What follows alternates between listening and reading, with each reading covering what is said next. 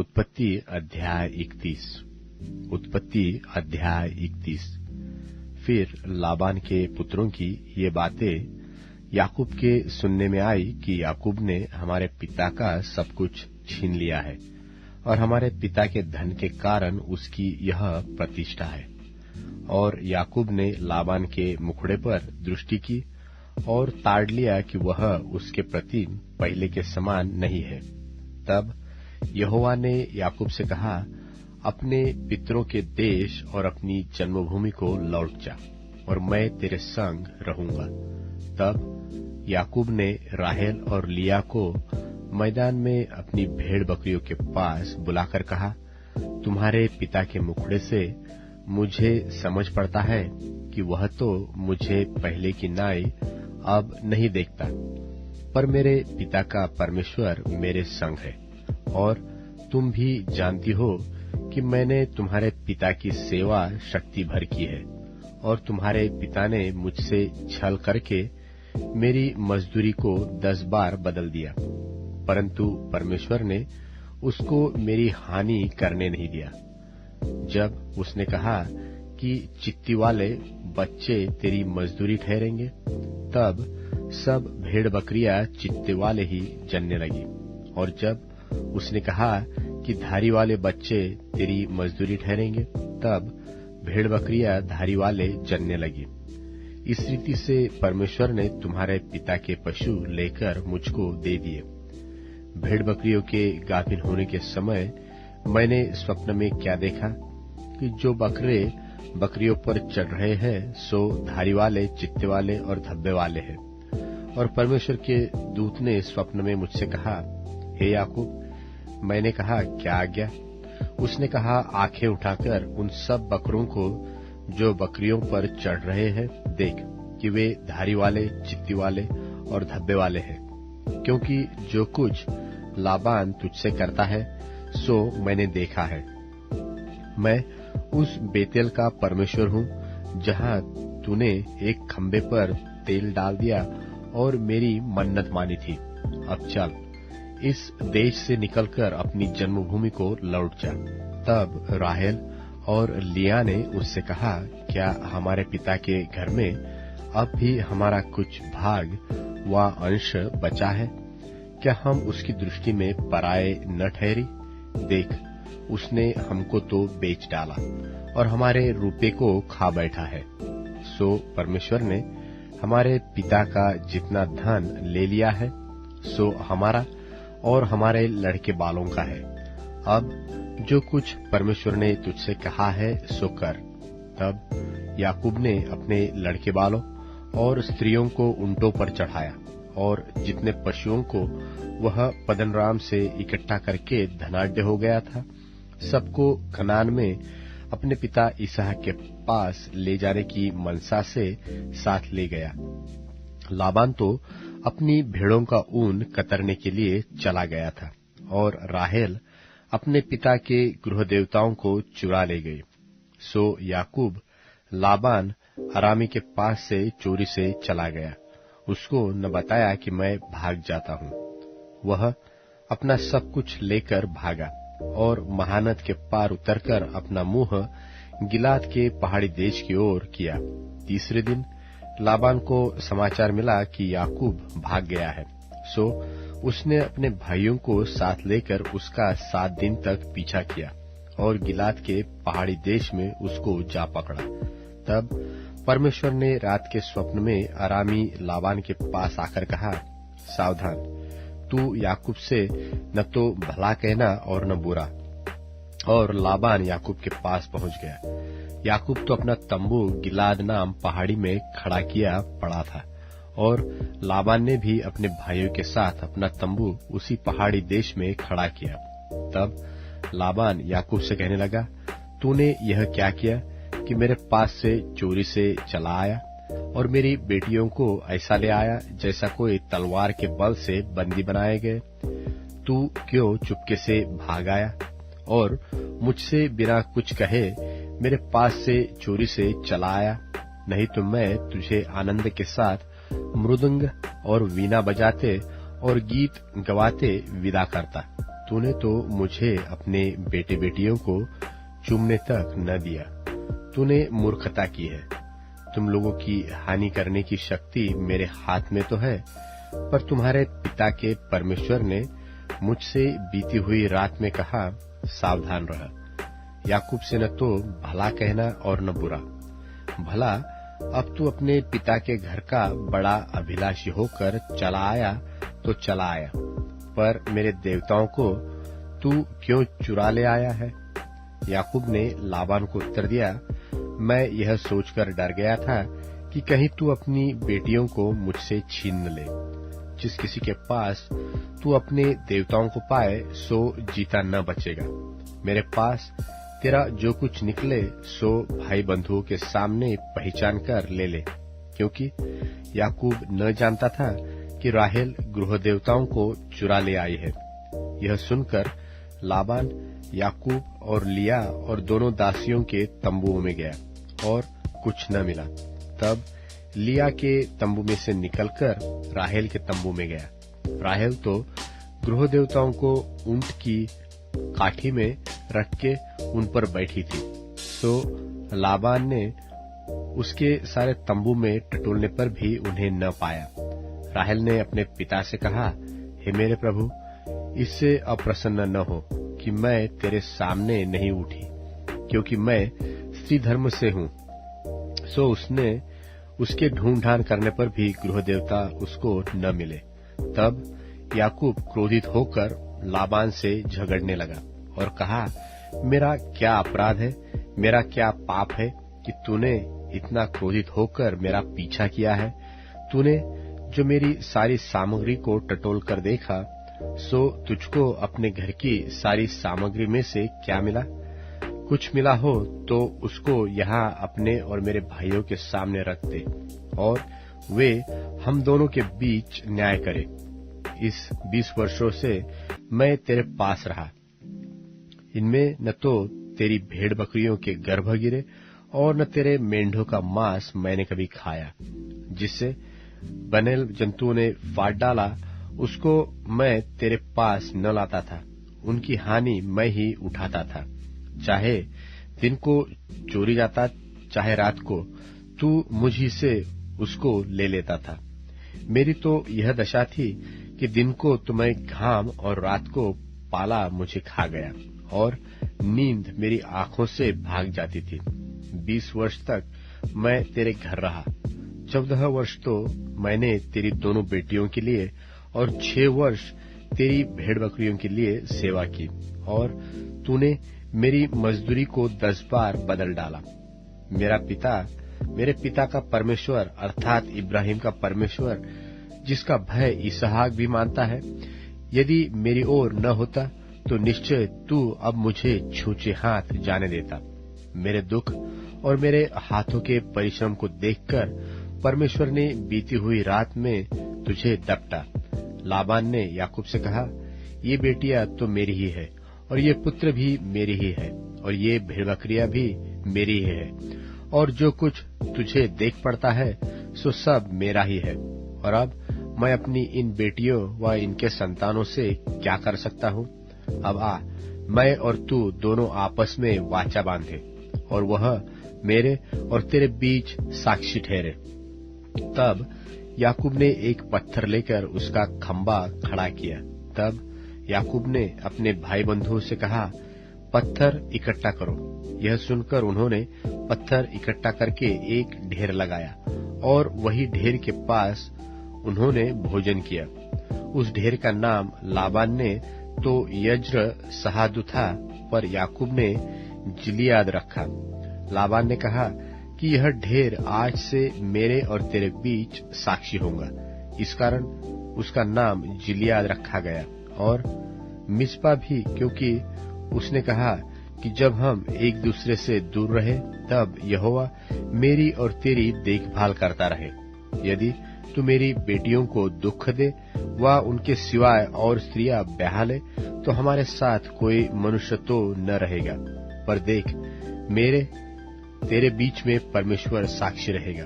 फिर लाबान ने याकूब से कहा, इस ढेर को देख और इस खंबे को भी देख, जिसको मैंने अपने और तेरे बीच में खड़ा किया है। यह ढेर और यह खंबा दोनों इस बात के साक्षी रहे कि हानि करने की मनसा से न तो मैं इस ढेर को लांग कर तेरे पास जाऊंगा, न तू इस ढेर और इस खंबे को लांग कर मेरे पास आएगा। इब्राहिम और नाहोर और उनके पिता तीनों का जो परमेश्वर है, सो हम दोनों के बीच न्याय करे। तब याकूब ने उसकी शपथ खाई जिसका भय उसका पिता इसहाक मानता था, और याकूब ने उस पहाड़ पर मेल बलि चढ़ाया और अपने भाई बंधुओं को भोजन करने के लिए बुलाया। सो उन्होंने भोजन करके पहाड़ पर रात बिताई। बिहान को लाबान तड़के उठा और अपने बेटे बेटियों को चूमकर और आशीर्वाद देकर चल दिया और अपने स्थान को लौट गया। उत्पत्ति अध्याय 32। उत्पत्ति अध्याय 32। और याकूब ने भी अपना मार्ग लिया, और परमेश्वर के दूत उसे आ मिले। उनको देखते ही याकूब ने कहा, यह तो परमेश्वर का दल है। सो उसने उस स्थान का नाम महनैम रखा। तब याकूब ने सेईर देश में अर्थात एदोम देश में अपने भाई एसाव के पास अपने आगे दूत भेज दिए, और उसने उन्हें यह आज्ञा दी कि मेरे प्रभु एसाव से यो कहना कि तेरा दास याकूब तुझसे यो कहता है कि मैं लाबान के यहाँ परदेशी होकर अब तक रहा, और मेरे पास गाय बैल, गड्ढे, भेड़ बकरियां और दास दासियां है। सो मैंने अपने प्रभु के पास इसलिए संदेश भेजा है कि तेरी अनुग्रह की दृष्टि मुझ पर हो। वे दूत याकूब के पास लौट के कहने लगे, हम तेरे भाई एसाव के पास गए थे, और वह भी तुझसे भेंट करने को 400 पुरुष संग लिए हुए चला आता है। तब याकूब निपट डर गया और संकट में पड़ा, और यह सोचकर अपने संगवालों के और अपने भेड़ बकरियों और गाय बैलों और ऊंटों के भी अलग अलग 2 दल कर दिए कि यदि एसाव आकर पहले दल को मारने लगे तो दूसरा दल भागकर बच जाएगा। फिर याकूब ने कहा, हे यहोवा, हे मेरे दादा इब्राहिम के परमेश्वर, हे मेरे पिता इसहाक के परमेश्वर, तूने तो मुझसे कहा कि अपने देश और जन्मभूमि में लौट जा और मैं तेरी भलाई करूंगा। तूने जो जो काम अपनी करुणा और सच्चाई से अपने दास के साथ किए हैं कि मैं जो अपनी छड़ी ही लेकर इस यरदन नदी के पार उतर आया, सो अब मेरे 2 दल हो गए हैं। तेरे ऐसे ऐसे कामों में से मैं एक के भी योग्य नहीं हूँ। मेरी विनती सुनकर मुझे मेरे भाई एसाव के हाथ से बचा। मैं तो उससे डरता हूँ, कहीं ऐसा न हो कि वह आकर मुझे और माँ समेत लड़कों को भी मार डाले। तूने तो कहा है कि मैं निश्चय तेरी भलाई करूंगा और तेरे वंश को समुद्र की बालू के किनकों के समान बहुत करूंगा, जो बहुतायत के मारे गिने नहीं जा सकते। और उसने उस दिन की रात वही बिताई, और जो कुछ उसके पास था उसमें से अपने भाई एसाव की भेंट के लिए छांट छांट कर निकाला, अर्थात 200 बकरियां, 20 बकरे और 200 भेड़े और 20 मेंढे और बच्चों समेत दूध देने वाली 30 ऊंटनियां और 40 गाय और 10 बैल और 20 गधिया और उनके 10 बच्चे। इनको उसने झुंड झुंड करके अपने दासों को सौंपकर उनसे कहा, मेरे आगे बढ़ जाओ और झुंडों के बीच बीच में अंतर रखो।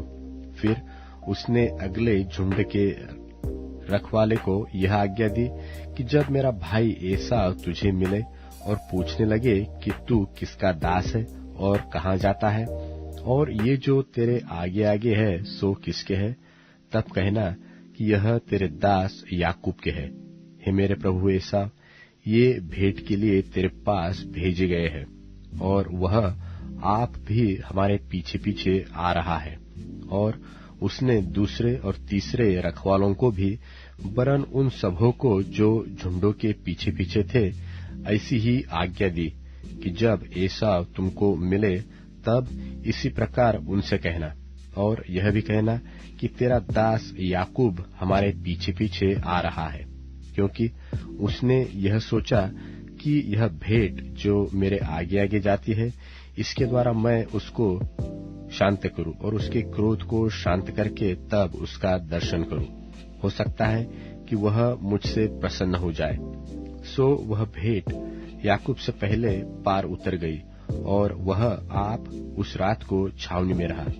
उसी रात को वह उठा और अपनी दोनों स्त्रियों और दोनों लौंडियों और 11 लड़कों को संग लेकर घाट से यब्बोक नदी के पार उतर गया, और उसने उन्हें उस नदी के पार उतार दिया, वरन अपना सब कुछ पार उतार दिया, और याकूब आप अकेला रह गया।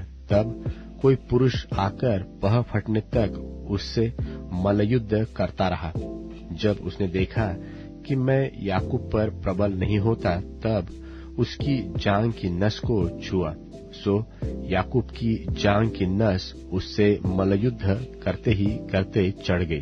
तब उसने कहा, मुझे जाने दे, क्योंकि भोर हुआ चाहता है। याकूब ने कहा, जब तक तू मुझे आशीर्वाद न दे तब तक मैं तुझे जाने न दूंगा। और उसने याकूब से पूछा, तेरा नाम क्या है? उसने कहा, याकूब। उसने कहा, तेरा नाम अब याकूब नहीं परंतु इस्राएल होगा, क्योंकि तू परमेश्वर से और मनुष्यों से भी युद्ध करके प्रबल हुआ है। याकूब ने कहा, मैं विनती करता हूँ, मुझे अपना नाम बता। उसने कहा, तू मेरा नाम क्यों पूछता है? तब उसने उसको वही आशीर्वाद दिया। तब याकूब ने यह कहकर उस स्थान का नाम पनीएल रखा कि परमेश्वर को आमने सामने देखने पर भी मेरा प्राण बच गया है। पनूएल के पास से चलते चलते सूर्य उदय हो गया और वह जांघ से लंगड़ाता था। इस्राएली जो पशुओं की जांघ की जोड़ने वाली जंघानस को आज के दिन तक नहीं खाते। इसका कारण यही है कि उस पुरुष ने याकूब की जांघ की जोड़ में जंघानस को छुआ था। उत्पत्ति अध्याय 33। उत्पत्ति अध्याय 33। और याकूब ने आंखें उठाकर देखा कि एसाव 400 पुरुष संग लिए हुए चला आता है। तब उसने लड़के वालों को अलग अलग बांटकर लिया और राहेल और दोनों लौंडियों को सौंप दिया, और उसने सबके आगे लड़कों समेत लौंडियों को, उसके पीछे लड़कों समेत लिया को, और सबके पीछे राहेल और यूसुफ को रखा। और आप उन सबके आगे बढ़ा और 7 बार भूमि पर गिर के दंडवत की और अपने भाई के पास पहुंचा। तब एसाव उससे भेंट करने को दौड़ा और उसको हृदय से लगाकर गले से लिपटकर चूमा। फिर वे दोनों रो पड़े। तब उसने आंखें उठाकर स्त्रियों और लड़के बालों को देखा और पूछा, ये जो तेरे साथ है सो कौन है? उसने कहा, ये तेरे दास के लड़के हैं, जिन्हें परमेश्वर ने अनुग्रह करके मुझको दिया है। तब लड़कों समेत लौंडियों ने आकर दंडवत किया। फिर लड़कों समेत लिया निकट आई और उन्होंने भी दंडवत की। पीछे यूसुफ और राहेल ने भी निकट आकर दंडवत की। तब उसने पूछा, तेरा यह बड़ा दल जो मुझको मिला उसका क्या प्रयोजन है? उसने कहा, यह कि मेरे प्रभु की अनुग्रह की दृष्टि मुझ पर हो।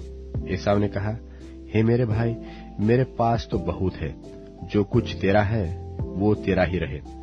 याकूब ने कहा, नहीं नहीं, यदि तेरा अनुग्रह मुझ पर हो तो मेरी भेंट ग्रहण कर, क्योंकि मैंने तेरा दर्शन पाकर मानो परमेश्वर का दर्शन पाया है और तू मुझसे प्रसन्न हुआ है। सो यह भेंट जो तुझे भेजी गई है ग्रहण कर, क्योंकि परमेश्वर ने मुझ पर अनुग्रह किया है और मेरे पास बहुत है। जब उसने उसको दबाया तब उसने भेंट को ग्रहण किया। फिर एसाव ने कहा, आ हम बढ़ चले और मैं तेरे आगे आगे चलूंगा। याकूब ने कहा, हे मेरे प्रभु, तू जानता है कि मेरे साथ सुकुमार लड़के और दूध देनेहारी भेड़ बकरियां और गाय है। यदि ऐसे पशु एक दिन भी अधिक हाके जाए तो सब के सब मर जाएंगे। सो मेरा प्रभु अपने दास के आगे बढ़ जाए और मैं इन पशुओं की गति के अनुसार जो मेरे आगे है और लड़के बालों की गति के अनुसार धीरे धीरे चलकर सेईर में अपने प्रभु के पास पहुंचूंगा। एसाव ने कहा, तो अपने संग वालों में से मैं कई एक तेरे साथ छोड़ जाऊंगा। उसने कहा, यह क्यों? इतना ही बहुत है कि मेरे प्रभु की अनुग्रह की दृष्टि मुझ पर बनी रहे। तब एसाव ने उसी दिन सेईर जाने को अपना मार्ग लिया और याकूब वहां से कूच करके सुक्कोत को गया और वहां अपने लिए एक घर और पशुओं के लिए झोपड़े बनाए। इसी कारण उस स्थान का नाम सुक्कोत पड़ा। और याकूब जो पद्दनराम से आया था, सो कनान देश के शकेम के नगर के पास कुशल क्षेम से पहुंचकर नगर के सामने डेरे खड़े किए और भूमि के जिस खंड पर उसने अपना तंबू खड़ा किया उसको उसने शकेम के पिता हमोर के पुत्रों के हाथों से 100 कसीतों से मोल लिया और वहां उसने एक वेदी बनाकर उसका नाम एलोलोहे इस्राएल रखा। मत्ती रचित सुसमाचार 11वां अध्याय। जब यीशु अपने 12 चेलों को आज्ञा दे चुका तो वह उनके नगरों में उपदेश और प्रचार करने को वहां से चला गया। यूहन्ना ने बंदी गृह में मसीह के कामों का समाचार सुनकर अपने चेलों को उससे यह पूछने भेजा कि क्या आने वाला तू ही है या हम दूसरे की बाट जो हैं? यीशु ने उत्तर दिया कि जो कुछ तुम सुनते हो और देखते हो वह सब जाकर यूहन्ना से कह दो कि अंधे देखते हैं और लंगड़े चलते फिरते हैं, कोढ़ी शुद्ध किए जाते हैं और बहिरे सुनते हैं, मुर्दे जिलाए जाते हैं और कंगालों को सुसमाचार सुनाया जाता है। और धन्य है वह जो मेरे कारण ठोकर न खाए। जब वे वहां से चल दिए तो यीशु यूहन्ना के विषय में लोगों से कहने लगा, तुम जंगल में क्या देखने गए थे? क्या हवा से हिलते हुए सरकंडे को? फिर तुम क्या देखने गए थे? क्या कोमल वस्त्र पहने हुए मनुष्य को? देखो, जो कोमल वस्त्र पहनते हैं वे राजभवनों में रहते हैं। तो फिर क्यों गए थे? क्या किसी भविष्यद्वक्ता को देखने को? हाँ, मैं तुमसे कहता हूं, वरन भविष्यद्वक्ता से भी बड़े को। यह वही है जिसके विषय में लिखा है कि देख, मैं अपने दूत को तेरे आगे भेजता हूं, जो तेरे आगे तेरा मार्ग तैयार करेगा। मैं तुमसे सच कहता हूं कि जो स्त्रियों से जन्मे हैं उनमें से यूहन्ना बपतिस्मा देने वाले से कोई बड़ा नहीं हुआ, पर जो स्वर्ग के राज में छोटे से छोटा है वह उससे बड़ा है। यूहन्ना बपतिस्मा देने वाले के दिनों से अब तक स्वर्ग के राज्य पर जोर होता रहा है और बलवान उसे छीन लेते हैं। यूहन्ना तक सारे भविष्यद्वक्ता और व्यवस्था भविष्यवाणी करते रहे, और चाहो तो मानो एलिया जो आने वाला था वह यही है। जिसके सुनने के कान हो वह सुन ले। मैं इस समय के लोगों की उपमा किससे दूं? वे उन बालकों के समान हैं जो बाजारों में बैठे हुए एक दूसरे से पुकार कर कहते हैं कि हमने तुम्हारे लिए बांसुरी बजाई और तुम न नाचे, हमने विलाप किया और तुमने छाती नहीं पीटी। क्योंकि यूहन्ना न खाता आया और न पीता, और वे कहते हैं कि उसमें दुष्टात्मा है। मनुष्य का पुत्र खाता पीता आया, और वे कहते हैं कि देखो पेटू और पियक्कड़ मनुष्य, महसूल लेने वालों और पापियों का मित्र, पर ज्ञान अपने कामों से सच्चा ठहराया गया है। तब वह उन नगरों को उलाहना देने लगा जिनमें उसने बहुतेरे सामर्थ के काम किए थे, क्योंकि उन्होंने अपना मन नहीं फिराया था। हाय खुराजीन, हाय बेतसैदा, जो सामर्थ के काम तुम में किए गए, यदि वे सूर और सैदा में किए जाते तो टाट ओढ़कर और राख में बैठकर वे कब के मन फिरा लेते। परंतु मैं तुमसे कहता हूं कि न्याय के दिन तुम्हारी दशा से सूर और सैदा की दशा अधिक सहने योग्य होगी। और हे कफरनहूम, क्या तू स्वर्ग तक ऊंचा किया जाएगा? तू तो अधोलोक तक नीचे जाएगा।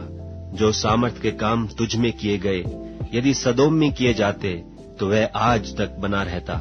पर मैं तुमसे कहता हूं कि न्याय के दिन तेरी दशा से सदोम के देश की दशा अधिक सहने योग्य होगी।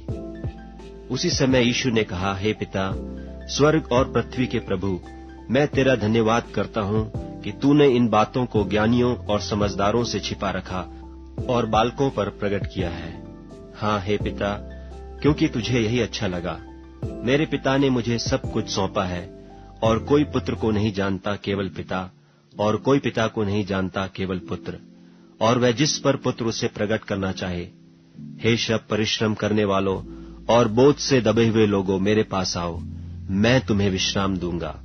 मेरा जुआ अपने ऊपर उठा लो और मुझसे सीखो, क्योंकि मैं नम्र और मन में दीन हूँ, और तुम अपने मन में विश्राम पाओगे, क्योंकि मेरा जुआ सहज और मेरा बोझ हल्का है।